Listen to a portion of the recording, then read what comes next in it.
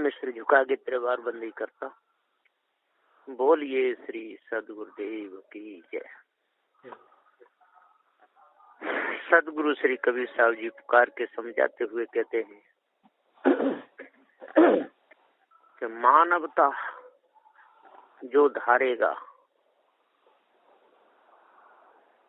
होगा उसका निस्तार, और मानवता को त्याग दिया तो हो जावे बर्बाद।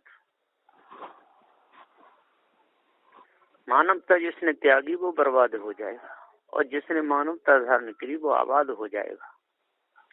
जिसने दानवता धारण करी वो मनुष्य नहीं रहेगा, और जिसने मानवता धारण करी वो मनुष्य है। तो अष्ट महासद्गुणों का जीवन में बहुत बड़ा महत्व है। सत्य, विचार, शील, दया, धैर्य, विवेक, वैराग और गुरु भक्ति, इनको अष्ट महासद्गुण कहते हैं। जो इनको जीवन में उतार लेता है तो उसके अंदर से चोरी, हिंसा, विचार, ये सारी भावना खत्म हो जाती है। ईर्ष्या, क्रोध, मान, छल, ये सारी भावना दूर हो जाती है, खत्म हो जाती है। गाली, निंदा, झूठ, ये भी भावना मिट जाती है। उसका अंतःकरण शुद्ध हो जाता है, पवित्र। और जिसके अंदर पवित्रता आ गई तो उसके अंदर सब कुछ आ गया, और जिसके अंदर पवित्रता नहीं आई तो समझ लो कि उसके अंदर कुछ भी नहीं आया। उन्होंने खाक नहीं जाना, वृथा भूभार होते हैं, धोखे में अपने समय को बिता देते हैं। सदगुरुदेव जी पुकार के समझाते हुए कहते हैं कि जब तक आप लोग धोखे में समय को गंवाते रहोगे तब तक मिलेगा क्या? कुछ भी नहीं। डोलते रहो मारे मारे, और मारे मारे डोलने से न किसी को लाभ हुआ है न होगा।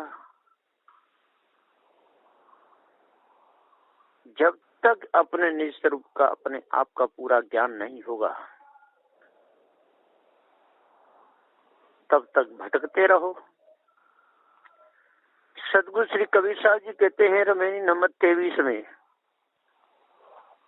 अल्प सुख दुख आदिवंता, मन भुलान में घर में मनता। अल्प सुख में ही आदि से अंत तक दुख भरा है, और कुछ भी नहीं। आदि में अंत भी लगा हुआ है। मन रूप उन्मत्त हाथी जगत में भूल गया।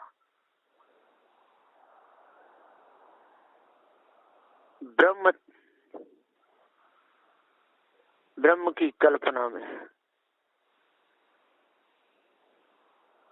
अहंता मानकर 84 में पड़ता जा रहा है।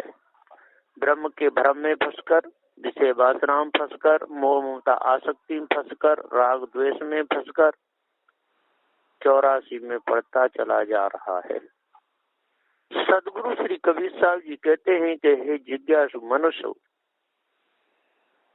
जिस अल्प सुख में तुम्हारा मन मैगर उन्मत्त हाथीवत अहंता ममता में भूला पड़ा है, उसमें तो आदि से अंत तक दुख ही भरा हुआ है।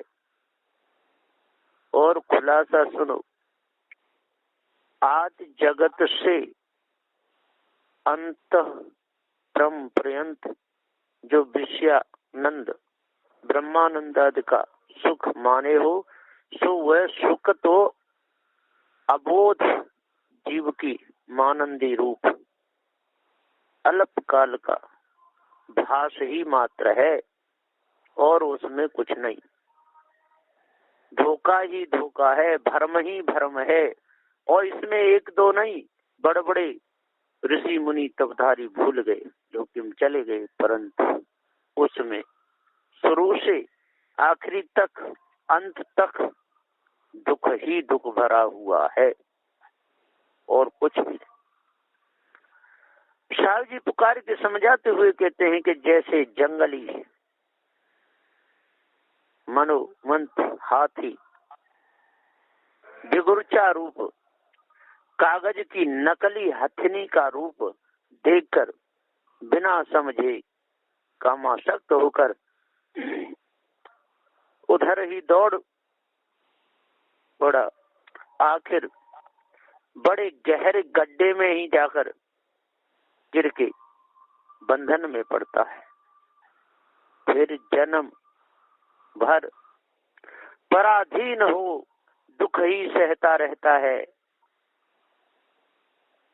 उस पे लोग सवारी करते रहते हैं, अंकुश की मार उसके मस्तक पर पड़ती रहती है, पूरा जीवन उसका बंधन में हो जाता है, फिर वो छूट नहीं पाता, उसी दुख में मरता है। कौन बचावे? ये सारे बंधन मनुष्य जन्म के हैं।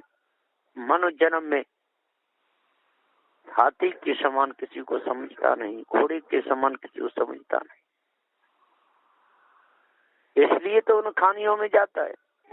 कर्म बिगाड़ने की भूमिका ये मनुष्य जन्म है, और कर्म को बनाने की भूमिका भी मनुष्य जन्म है, और कर्मों पर विजय प्राप्त करके मुक्त होने की भूमिका ये मनुष्य जन्म है। यही मुक्त हो सकता है, अंत कहीं नहीं। इस ब्रह्म परमात्मा की कल्पना तो एक मन से उठी भ्रमना धोखा है। इसको मानो तो ठीक, और न मानो तो इससे कुछ होने वाला नहीं। मानने न मानने से, जब तक हमारे अंदर से पूर्व वासना नहीं मिटेगी, तब तक ये इस ब्रह्म परमात्मा की कल्पना हमारे अंदर से निकल ही नहीं सकती। और जब ब्रह्मभूल कल्पना विषयवासना मिट गई, तो हमारे अंदर इस ब्रह्म परमात्मा की कल्पना आएगी ही नहीं किसी प्रकार से। ये धोखा है। सदगुरुदेव कहते हैं कि वैसे ही संसार में प्रथम चाम की पुतली मल मूत्रादि विकार की पिटारी रूप स्त्रियों की सुंदरता तथा उनके हाव भाव कटाक्ष आदि चपलता को देखकर विषयी पुरुष कामासक्त उन्मत्त एवं विमोहित होकर उसी में भूल जाता है। फिर विवाहाद नाना उपाय करके स्त्री को घर में जाकर गृहस्थी के खांच रूप अंधकूप में गिर पड़ते हैं।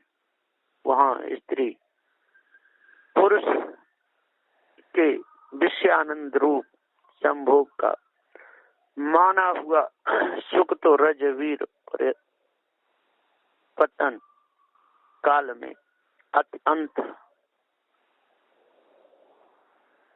भ्रम भास रूप में होता है, सो भी किंचित मात्र वृत्ति के रुक जाने से है, परंतु भोगों के वशीभूत हो उसी विषयाध्यास के कारण से नर नारी जीव आदि से अंत तक पूरे जीवन भर ही अनेक प्रकार के कष्ट कलेश दुख ही सह करते हैं। मेहनत मजदूरी आदि का दुख उठाकर परिवार का पालन कर रहे हैं। इस तरह जन्म से मरण तक अध्यास बस मरण से 84 योनियों में अनेक जन्मों तक सहस्त्र त्रेतापाद नाना दुख भोगे और भोगा ही करते। उनको अभी तक चेत नहीं होता है। विषय वासना उन किसी से छोड़ी नहीं जाती है। उन्हीं भोगों में उनके मन रूप मैगर वह मैगल उन्मत्त हाथी भूल कर फंस गए। मैं सुखी, मैं बड़ा, मैं सर्वश्रेष्ठ हूँ, मेरे समान कोई नहीं। मेरे धन, मेरे पास धन की कोई कमी नहीं। स्त्री पुत्र परिवार ही मुझे प्रिय है। इत्यादि। ममता मोहासक्त हो बड़े अहंकारी बने। मैं मनता मनोमत विषांत हुए और हो रहे। देह छूटने पर अंत में वैसे जीव वासना बस गर्भवास के खांच रूप अंधेरी गुफा रूप उसी में जाकर गिरे। वह गिर पड़ते और गिर ही रहे हैं। उस ओर से अभी संभल कर अपना बचाव करो। सत्संग में लगो तो बचाव होगा, और यदि नहीं लगे तो धोखे में ही समय पूरा बीत जाएगा, कुछ भी हाथ नहीं आएगा। सदगुरुदेव जी पुकार के समझाते हुए कहते हैं कि नाना साधनाओं को कर करा के इस प्रवृत्ति में भासने वाले गुरुवा लोगों के माने हुए सुख, जैसे प्रेमानंद, योगानंद, सहविकल्प, निर्विकल्प समाधि का सुख एवं ब्रह्मानंदाद सर्व सुख, वे भी अनित्य होने से अल्प सुख ही हैं, क्योंकि विरति निरोध के अल्प काल तक ही स्थिरता में ये आनंद भास है, सदा स्थायी होकर वे बने नहीं रहते। पुनः वृत्ति बहिर्गत चंचल समाधि से उत्थान होने पर शीघ्र ही वे सुख लय विलीन हो जाते हैं। वो सुख सदा नहीं रहते, पश्चात चंचलता का दुख सन्मुख में बना ही रहता है। विषय वासना का दुख, भ्रम भूल कल्पना का दुख, मोह ममता आसक्ति का दुख, राग द्वेष का दुख, ये सारे दुख हैं।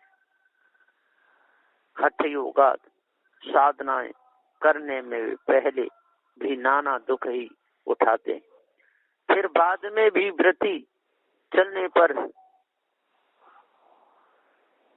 वह लक्ष्य होने से घबराहट बनी रहती है। जाने परमात्मा मिलेगा कि नहीं, जाने संसार दुख मिलेगा कि नहीं, जाने जी हमको सुख देगा कि नहीं। इसी में पूरा समय चला जाता है, उनको कुछ भी नहीं मिलता। बड़ा दुख माल पड़ता है। वैसे अल्प सुख से दुख आदि से अंत तक, जगत से ब्रह्म तक और जन्म से मरण पर्यंत एवं 4 खानी 84 योनि तक अध्यास वश बारंबार अनेक दुख ही दुख पाए और पाते रहते हैं। भ्रमिक योगी ज्ञानी भक्तों के मन रूप मैगर मस्त हाथी में मनता मदमत उन्मत्त होकर उसी मानंदी में भूल गए। वाणी की अहंता ममता से अंत में अहम ब्रह्मास्मि ब्रह्म वह मस्ती इत्यादि कहकर हाथीवत गाफिल गद्द हुए और होते। वैसे खानी बानी जालों को पारखी सदगुरु के सत्संग में परख करके पारक बोझ से त्याग देना चाहिए। वैसे अल्प सुख में कभी नहीं भूलना चाहिए। जो अल्प सुख में जो भूल जाता है वो कैसे निकल पाएगा, नहीं निकल पाएगा। जो स्त्री कुटुंब परिवार में ही अपने समय को पूरा बिता देता है वो अपने आप कैसे जान पाएगा। जो पत्थर और पानी की पूजा करने में अपने समय को निकाल देता है, नदी नालों की पूजा करता रहता है, माला शंख घंट बजाता रहता है, तंत्र मंत्र जादू टोना में जो भूला रहता है, काशी मथुरा हरिद्वार में घूम घूम के जो समय बर्बाद करता है, तो अपने आप को कैसे जान सकता है? उसको निज का सुख कैसे होगा? नहीं होगा। जो सब तरफ से अपने लक्ष्य को हटा लेता है, जो अपने लक्ष्य को खींच लेता है, अपनी वृत्ति को एकाग्र करता है, उसको चेतन स्वरूप का अपने आप का ज्ञान हो जाता है। सदगुरुदेव जी कहते हैं कि सुख बिसराए मुक्ति कहाँ पावे, परिहर सांच झूठ निज धावे। सुख बिसराए के मुक्ति कहाँ पावे? सत्संग द्वारा पारक बोध प्राप्त करके स्वरूप स्थिति करने की सर्व सुख शांति मुक्ति को भूल करके सदगुरुदेव जी कहते हैं कि शून्य में जाकर मुक्ति को ढूंढते, वहां मुक्ति कहां से पावेंगे? सत्य चेतन जीव के निज पारक पद को पहे रहे छोड़ करके दिन रात झूठ में आप दौड़ते हैं, इसी से धोखा खाते हैं। और क्या मिलेगा उसके बाद? धोखा के सदगुरुदेव जी पुकार के समझाते हुए कहते हैं, कितने भी खोदते रहो पोल ही पोल है, कितने भी उड़ते रहो पोल ही पोल है। इसी प्रकार से संसार में जितना भी सुख खोजते रहो दुख ही दुख है, सुख नाम की कोई चीज नहीं। हे संतो, ऊपर कहे अनुसार अबोध मनुष्य लोग खानी बानी संबंधी सुख माने हुए विषयानंद एवं ब्रह्मानंदादि की आसक्ति में पढ़ के निज सत्य स्वरूप को ही एकदम भूल गए, तो कहो वैसे लोग यथार्थ मुक्ति कहाँ से पावेंगे? वहाँ अनित्य विकारी सुख में भूल के बाहर कहीं चार मुक्ति को ढूंढते हैं, तो वैसी मुक्ति कहाँ से मिलेगी? कल्पना के लड्डू खाते हैं, कल्पना के पेड़ा खाते हैं, वो कैसे मिलेंगे? रोटी का नाम रटने से कोई रोटी मिलेगी? सब्जी का नाम रटने से कोई सब्जी मिलेगी? अरे उसके लिए तो प्रयत्न करना पड़ेगा। और सब्जी है तो मिल जाएगी, ईश्वर है ही नहीं तो प्रयत्न करने पर भी नहीं मिलेगा, चाहे कोई कितना भी समय बर्बाद कर। कहाँ से पावेंगे? नहीं पावेंगे। अथवा पारखी संत सदगुरु के सत्संग में लगने वाले सच्ची शांति सुख पाते हैं। गुरु की दया और सत्संग के प्रताप से सर्व भ्रम भूल जड़ाध्यास से रहित होकर निज चेतन सत्य स्वरूप का पारख बोध प्रकाश होने पर पूर्ण शांति स्थिति जीवन मुक्ति का निर्मल सुख भी मिल सकता है। परंतु इधर लक्ष्य ही नहीं करके पारखी साधु गुरु के सत्संग के शुद्ध सुख को तो बिसरा भुला दिए या भूल ही गए। कोई संसार विषय भोगों में ही सुख मान के लिप्त पड़े हैं और कोई ब्रह्म ईश्वराद सुखदाता जगत करता कल्पना करके नाना प्रकार के उपाय से उसे प्राप्त कर उसी में मिलके या स्वर्गाद में जाकर मुक्त होना चाहते हैं। अब कहो तो भला जो कि वैसी वस्तु ही कुछ नहीं है, उसे ढूंढ करके भी फिर कहां से पावेंगे? नहीं पाएंगे। इन सब की मुक्ति तो कैसे होगी? नहीं होगी, क्योंकि सच्चे पार की संत सत्य बोधदाता सदगुरु के सत्संग को तो छोड़ ही दिए और झूठे गुरबा लोगों के पीछे दौड़े जाते हैं। सांच निज पद नित्य सत्य चेतन स्वरूप जीव को पर त्याग करके सर्वथा सत्य को छोड़कर झूठ, असत्य मानंदी मात्र ब्रह्म ईश्वर खुदा जगत करता सुख मुक्ति दाता मानकर निज स्वरूप को भूलकर उनसे ही अपना कल्याण होगा ऐसा समझ करके निज अपनी शक्ति अनुसार नाना साधनाओं में दौड़े और दौड़ ही रहे, बिना पारक भ्रम धोखे के बंधन में पड़े और पड़ रहे। सत्य अपने आप का ज्ञान ही नहीं, सत्य स्वरूप का ज्ञान नहीं, धोखे में पत्थर और पानी की पूजा कर रहे हैं, संसार में फंस करके अपने जीवन को बर्बाद कर रहे हैं। जो चितमन बुद्धि वाणी से परे है उसकी खोज में लगे हुए हैं, जो अगम है उसको गम में लाना चाहते हैं, जो अपार है उसका पार पाना चाहते हैं, अथाह है उसकी था पाना चाहते हैं।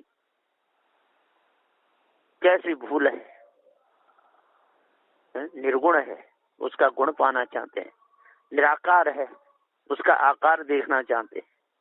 ये बहुत भारी भूल है, इसमें समय ही बराबर जाएगा, बेकार में पूरा समय चला जाएगा, कुछ भी मिलने वाला नहीं। अथवा संसारी लोग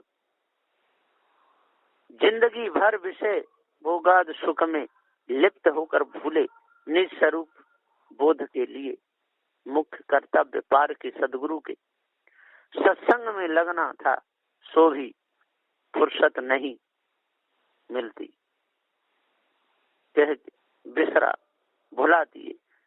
वैसे लोग सदगति मुक्ति कहाँ से पाएंगे? नहीं पाएंगे, अंत में दुर्गति भव बंधन ही होगा, क्योंकि सत्य जीव सत्य वचन सत्संग सदाचार सत्य को सर्वथा परित्याग करके झूठा विषय भोग, झूठी स्त्रियां एवं झूठा कारोबार, उसी के पीछे लग के झूठे विषय लोग उन्हीं में अपनी भलाई समझ करके दिन रात उसी ओर दौड़ा दौड़ कर रहे, इसलिए वे सदा भव बंधन में ही पड़े रहेंगे, उनकी मुक्ति नहीं होगी। सत्य अपने आप को जब तक नहीं जानेंगे, अविनाशी चेतन जीव जब तक नहीं समझेंगे, चेतन बोध का इनको जब तक ज्ञान नहीं होगा, संसार की ही अटक भटक लटक में लगे रहेंगे, पूरा समय हाय हाय में बिता देंगे, पूरा समय काम क्रोध लोभ मोह में बिता देंगे, पूरा समय ईंट बाटों को धोने में त्याग देंगे, पूरा समय स्त्री कुटुंब परिवार बेटी बेटा इन्हीं में खो देंगे, तो अपना उद्धार कहाँ से कर पाएंगे? कभी नहीं कर सकते। खाली पत्रों को धोने से, नदी नालों को पूजने से, पर्वत पहाड़ों के चक्कर लगाने से क्या मुक्ति होगी? कि संसार के विषय भोगने से मुक्ति होगी? इनसे नहीं होगी। जब तक सर्व त्याग नहीं होगा और जब तक संसार से उपराम नहीं होगे, तब तक मुक्ति तो 100 कोस तक है, कहाँ से मिलेगी? सदुदेव कहते हैं कि अनल ज्योति डाहे एक संगा और नैन नेह जस जरे पतंगा। मृग लोचनी स्त्री अनल अग्नि की ज्योति समान बनी है, उसी के स्नेह प्रेम प्रीति में पुरुष जीव डाहे जल मरता है। जैसे दीपक की ज्योति देख करके नेत्र के स्नेह से धाय धाय के पतंगा जल मरते है, नेत्र से दृश्य रूप के स्नेह से आसक्त पुरुष विषय भोगों में फंस करके जलते हुए मर जाते हैं। सदुदेव जी कहते हैं एक दूसरे के लिए बंधन बना हुआ है, स्त्री के लिए पुरुष और पुरुष के लिए स्त्री है। स्त्री पुरुष को विषय वासना फंसाती और पुरुष स्त्री को फंसाता है। इन जीवों ने विषय वासना बस ये शरीर धारण किए हैं। आज यदि मनुष्य जन्म में आकर के इस भेद को कोई समझ ले तो छूट सकता है। जैसे अग्नि की ज्वाला, ऊंची लपट, दीपक की ज्योति प्रकाश, जलते हुए लाल आकर्षक रूप को नेत्रों से देखकर उसमें मिलने से बड़ा सुख होगा, ऐसा भ्रम से समझ के उसी ज्योति में रूप विषय में आसक्त हो बुद्धिहीन कीट पतंगा पुतलियां कीड़े दूर दूर से उड़ उड़ के आकर उसी अग्नि दीपक की ज्योति में कूद कूद करके जल मरते हैं।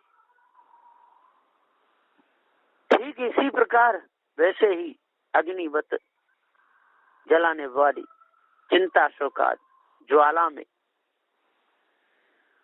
झुलसाकर भस्म करने वाली जठराग्नि गर्म में समाकर खोलाने वाली ऐसी अनल ज्योति अग्नि की ज्वालावत मृगलोचनी मृग के समान बड़ी नेत्रों वाली सुंदर रूप वाली साज श्रृंगार युक्त स्त्रियों की स्थूल देह की सजावट वह रूप को देख सुनकर उसी रूप में विषयी पुरुष मोहित आकर्षित हो गए।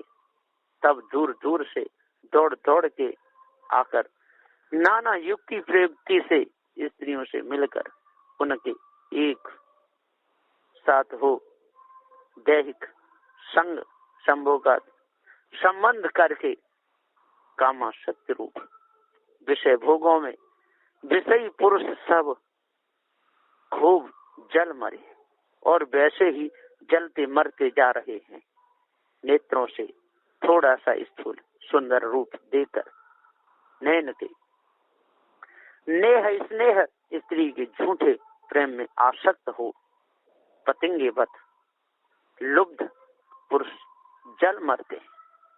सदगुरुदेव जी पुकार के समझाते हुए कहते हैं कि हे भाइयों, मर्यादा जब तक नहीं बरतोगे, जब तक सत्य स्वरूप अपने आप को नहीं जानोगे, जब तक झूठे राग में ही पूरा समय बिता दोगे, तब तक आप लोगों को कुछ भी नहीं मिलेगा।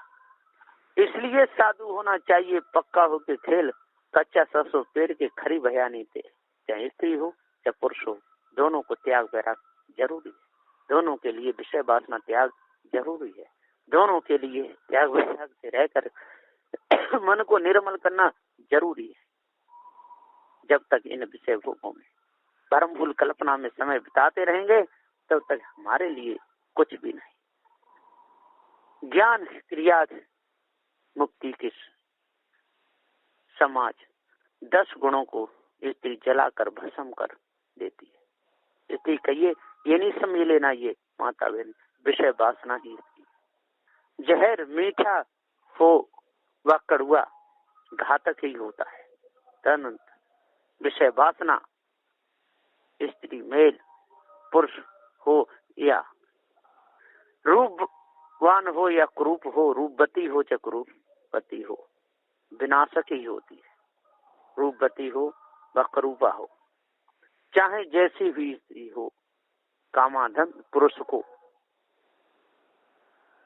तो उनको ही अति सुंदर प्रिय समझकर भोगों में जलते मरते। वैसे ही पुरुष चाहे नकटा हो, काना हो, कनुआ हो, भेड़ा हो, लेकिन विषय स्त्री कामांध होकर के और अपने जीवन को बिगाड़ती रहती है। इसी प्रकार पुरुष भी जीवन को बिगाड़ता रहता है। ऐसे ही कामांध स्त्रियों को भी चाहे किसी प्रकार के भी हो, पुरुष मिल जाए तो उन्हें फंसाते ही रहती है। कामाग्नि में नर नारी दोनों जल रहे, कल्याण चाहते ही नहीं। सदगुरुदेव ने कितना प्रयत्न किया है, भैया इस अग्नि से बचो, इस विषय वासना भ्रमभूत कल्पना से बचो। बहुत से लोग मर्यादा विरुद्ध चल के नष्ट भ्रष्ट पतित हुए और होते और हो रहे हैं। अतएव पतंगे बत मूढ़ मत, अरे इस मूढ़मती को त्यागो, नैन के मिथ्या नेह में मत जलो, ठीक से पहचानो, विवेक वैराग्य द्वारा दृढ़ करके विषय वासना को त्यागो। सच्चा मनुष्य, सच्चे मनुष्य बन के निज कल्याण करो। किसी किसी को तो बहुत बुरा लग जाता है, ये क्या कहते हैं, है, स्त्री विषय में फंसाती है, क्या कहते पुरुष फंसाता है। अरे बिना फंसे कैसे क्या होता है? ये सारे संसार के लोग फंसे हुए हैं, एक दूसरे को फंसा रहे हैं। यही तो जन्म मरण का कारण विषय वासना। और विषय वासना भ्रमभूत कल्पना जिसकी छूट जाए तो वो मुक्त हो जाए। लेकिन ऐसा आनंद संसार में आ रहा है कि इस आनंद को छोड़ना ही नहीं चाहते, इस विषय वासना भ्रम को त्यागना ही नहीं चाहते, इसमें लग करके अपने पूरे समय को बिता रहे हैं। इसलिए जल्दी से जल्दी सदगुरु देव का सत्संग करके और जहाँ तक बने वहां तक अपना छुटकारा करना चाहिए। जो समय बीत गया सो बीत गया, जितना बचा है उतना तो बच जाए तो बढ़िया है। और उपाय करना चाहिए, समय भी ज्यादा हो गया होगा। अब मैं अपनी वाणी को विराम देता हूँ। बोलिए श्री सदगुरुदेव की जय।